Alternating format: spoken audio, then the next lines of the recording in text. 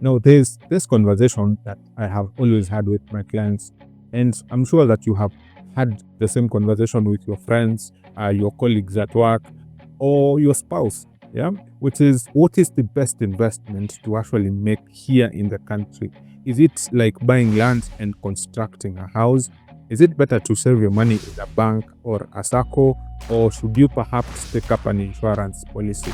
Now, if you're new to this channel, we usually discuss insurance and also other related types of investments.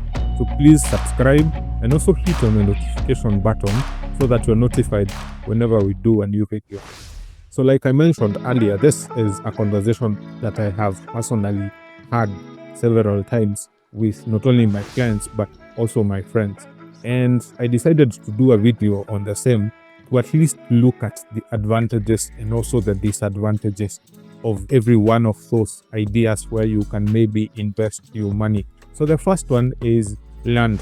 Yeah, you could, for example, buy a piece of land in maybe Kamulu or Kitengela or anywhere else and construct a house, yeah, where you could be living. Yeah. So what are the advantages and disadvantages of actually buying land and constructing a house? Now, one of the advantages that you will have instantly is that you now have an asset. You probably bought a piece of land. That is an asset. Yeah, you can probably sell it in the future at a higher price, or you can probably take up a loan against the same. Yeah, so you have an asset. Yeah, you can also now construct a house where you can now live and you won't have to pay rent. So now you have sorted out your rent issue. The money that you are paying rent, you can now use it for some other purpose. Yeah, you can maybe invest it, and if, for example, you actually took out a loan to buy that piece of land, that means that you can actually redirect whatever amount you are paying as rent to now pay off your loan. Yeah, those are the two main advantages, but there are also other advantages. You choose to actually live with that piece of land. That means that the quality of life of your family will actually increase, arguably, yeah, because now your kids have maybe a playground to play on. You could maybe have a kitchen garden on the same property, and you have a bigger area where you can probably invite guests. So your quality of life will also go up. The fourth advantage of having a piece of land is now that you can carry out some economic activities on that piece of land, particularly people from Mount Kenya. We know that there will be some chicken maybe you can lay there. There are also people who can actually even put a cow there. Yeah, but it depends with what you would like to do with your piece of land. But now you have an opportunity to actually carry out some economic activity or that piece of land where you can actually earn yourself some money. So one of the disadvantages of buying land is that you will need money. Yeah, you'll need lots of money. Land in Kenya is very expensive. Yeah, you probably need 1,800,000 or even 2,000,000, 3,000,000 Kenya shillings, depending on where you're actually buying. So you will need money. So you might have to maybe take up a loan if you do not have that money, and you could find that servicing the loan could be another challenge to you, since the interest might be too high depending on where you actually got that loan. Yeah, this is one of the disadvantages of investing in land. So if you have the money, well and good, but if you do not have that money, then you probably have to take up a loan on the same. The second disadvantage is where you buy your piece of land could be far off from where you actually work. So that means that maybe the cost of commuting could actually go way up. I know of a person who cannot get to work, who lives in a place where if it rains, they can't actually get to work, literally. And they are within the environs of Nairobi, but if it rains, it's around Ruai Kamulu, the person can't get to work. So this is one of the disadvantages of, then again, buying land. And if you can actually get to work, that means that it will be more expensive. You can imagine using probably 2 to 3 means of transport to get to work. You probably have a boda, and then you take up a bus maybe, and then in the end you have to maybe take up another border, like using 2 or 3 means to get to work. That consumes a lot of your time and also money. So that is another disadvantage of actually buying land. The third and final disadvantage of buying land is that land is not really liquid. Yeah. So if, for example, you had saved your money in or invested it in a SACCO or a bank or a money market, that means that that money is easily accessible. Yeah, you can access it within a very short time. So in case of an emergency or maybe a business opportunity came up, then you can easily access that money. With land, however, you find that it is actually very difficult to liquidate land. And if you do it too quick, you could actually lose a lot of money on the same. Yeah. So those are the 3 disadvantages of actually investing in land. So you can compare them with the advantage to see whether investing in a piece of land is something that would really work for you. So the second way of saving your money or investing your money that we look at is banks and also SACCOs. So there are very many banks and there are also very many SACCOs offering different types of products. Yeah. So first of all, you really need a bank account. This is a place where you should actually channel your salary. And one of the benefits of doing that is maybe because you can access a loan if you need a loan, and also money for emergencies should be probably saved in a bank account. So the advantages of actually saving your money in a bank account or a SACCO is that the money is easily accessible, like I said earlier. So if, for example, you have money saved up in a bank and you have an emergency or a business opportunity came up, you can easily access that money within maybe a matter of minutes if you have an app on your phone, and maybe a matter of hours if you have to go to the bank. Yeah. So money mainly meant for emergency would definitely remain in your bank account. The second benefit of having your money in a bank or a SACCO is that you will earn some dividends on the same. I have experienced a situation where there are some SACCOs that actually give out a very good dividends. So having your money there not only earns you more money, but it also gets you the opportunity to maybe take up a loan, and they give loans up to 4 times whatever you have invested in that SACCO. So this is definitely a very good idea for somebody who is planning on taking up a loan to either maybe buy land or start up a business. So those are the 2 main advantages of saving your money in a bank or a SACCO. So what are some of the disadvantages of having your money in a bank or a SACCO?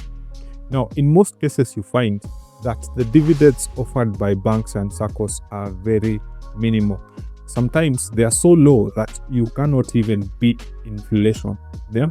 That is how low they can be at times. So this is definitely not a place where you want your money if whatever you're looking for is a good return. The second disadvantage of having your money in a bank or a SACCO is that we have seen SACCOs that we thought to be very reputable, and in some very rare cases banks also collapse, and this can go down with your money that you had actually saved up in the stem. We saw there was also another very prominent SACCO that I can't remember the name.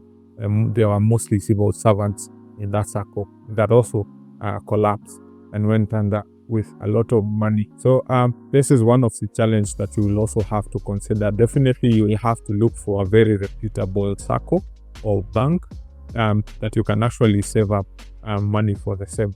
The third disadvantage of having your money in a bank or a SACCO is that the loans that they actually offer you is a liability. Yeah, and sometimes it can be a very expensive liability. We have seen so many people have their properties auctioned off. It could be vehicles, it could be pieces of land, because they could not repay their loans to their banks or SACCOs. So this is also another one of the disadvantages that you could probably consider if you're thinking of going through a bank or also SACCO. But generally, banks and SACCOs are also a very good way to invest and grow yourself, especially if you're looking to get a loan to maybe start off a business or buy off some land. The third and last idea or way of investing that we'll look at is what you call insurance policies. Now, there are very many insurance companies offering a lot of insurance policies. And the unfortunate thing is that Kenyans are yet to accept insurance as one of the ways of probably investing or securing themselves.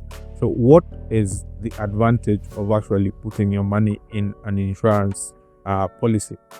The first and main advantage is what you call protection. Yeah, this is what insurance policies mainly offer. If, for example, you have a child and you're planning to educate that child in future, so you definitely need some set aside money for school fees. An education policy is the best plan that you can actually pick up. Why? You will be able to get a very good sum assured of maybe, let's say, 1,000,000 Kenya shillings after 10 years, which you can actually pay premium maybe on monthly installments. And if anything happens to you before the policy matured, then that money will still be paid to your beneficiary, yeah, which would cater for your child's education. So that is one of the goals of insurance policies, to actually offer protection. Yeah. So if, for example, you had invested in land, for example, and you had taken out a loan, and then 3 years along the way, God forbid, something happened to you and you passed on, that means that your family will have challenges actually paying for that loan that you took up to buy land, and they might end up being auctioned off. But had you invested in maybe an insurance policy, you would find that your family would still benefit from that sum assured once the policy matured. So that is one of the goals of an insurance policy, to offer protection.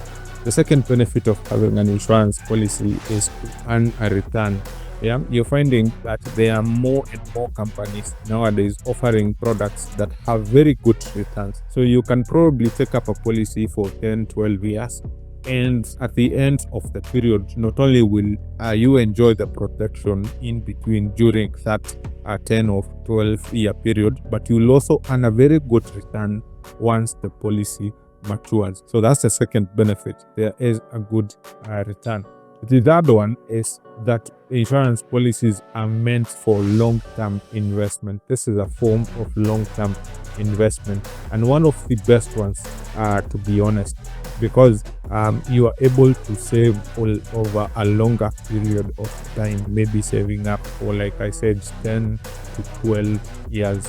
The fourth and final advantage of having an insurance policy is that there are some policies where you can actually take up a loan against your insurance policies, especially if that policy has attained what you call cash values. So you're able to actually take up a loan against your insurance policy, and this can be very convenient for you, since you will not need to put up property against that. You can take up some loan against your insurance policy, and they mainly have low interest rates. So those are the advantages of having an insurance policy. There are some disadvantages of having an insurance policy, and one of them is the fact that they could have some very punitive terms and conditions. This will mainly go around maybe price. You find that there is a minimum contribution that you have to make every single month, and this becomes very hectic for a lot of people. The second one is the term limits. You find that most insurance policies come with a term limit of maybe, let's say, 8-10 years, and this can be a lot for most people. People are usually for something short term. And with insurance policies, you also find that if you fail to honor your commitments, for example premiums, then you're bound to lose a lot of money on the same. Yeah, so those are some of the disadvantages of having an insurance policy. Now, I believe that you now have a broad idea of some of the advantages and disadvantages of investing in every type of investment available for you. You have land, you also have banks and SACCOs, and we have also talked about insurance policies. Now, the honest truth is that whatever works for you works for you. You could be in a situation where probably you have some money and constructing a house makes a lot of sense. Yeah, buying a piece of land and constructing a house will make a lot of sense. You could also be in a position where you need a loan because you have seen a business opportunity where you can probably make a lot of money. So a bank and a SACCO will also work very well for you. Yeah. And you could also be in a place where you need some form of protection for, like I said, an education policy. And here you will find that an insurance company will work best for you. So it depends with your situation actually. So talk to your financial advisor and they will be able to advise you on where best to actually put your money. So until next time, have a good one.